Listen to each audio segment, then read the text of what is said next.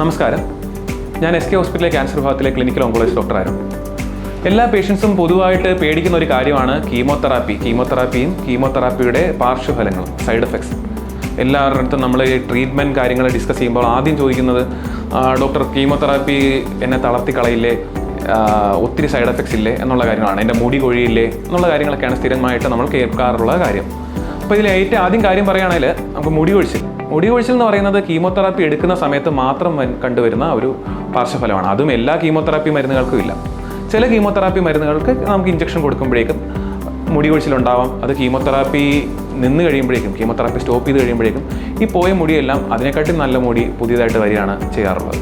അതുപോലെ പേഷ്യൻസിന് സ്ഥിരമായിട്ടുണ്ടാകുന്ന side effects ആണ് ഓക്കാനം, ഛർദി, അല്ലെങ്കിൽ വയറെരിച്ചിൽ തുടങ്ങിയ സൈഡ് എഫക്ട്സ് ആണ് നമ്മൾ ഏറ്റവും കൂടുതലായി കണ്ടുവരുന്നത്. അതുപോലെ കൗണ്ട് ഡ്രോപ്പ്, നമ്മുടെ ഇമ്മ്യൂണിറ്റി, പ്രതിരോധ ശക്തിക്ക് വേണ്ടിയിട്ടുള്ള കോശങ്ങളായിട്ടുള്ള WBCs കൗണ്ട് എല്ലാം കുറച്ച് കുറയുന്നതായിട്ട് കാണാറുണ്ട്.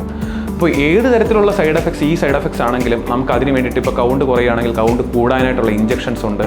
അത് നമ്മൾ കീമോതെറാപ്പി തുടങ്ങുന്ന സമയത്ത് തന്നെ പല പേഷ്യൻസിനും കൊടുക്കാറുണ്ട്. അപ്പോൾ നമ്മൾ ഓർക്കേണ്ട കാര്യം, ഈ പറഞ്ഞ ഏത് സൈഡ് എഫക്ട്സ് ആണെന്നുണ്ടെങ്കിലും നമുക്കത് പ്രോപ്പർലി മാനേജബിൾ ആയിട്ടുള്ളൊരു കാര്യമാണ് എന്നുള്ളത് മാത്രം ഓർക്കുക. Thank you.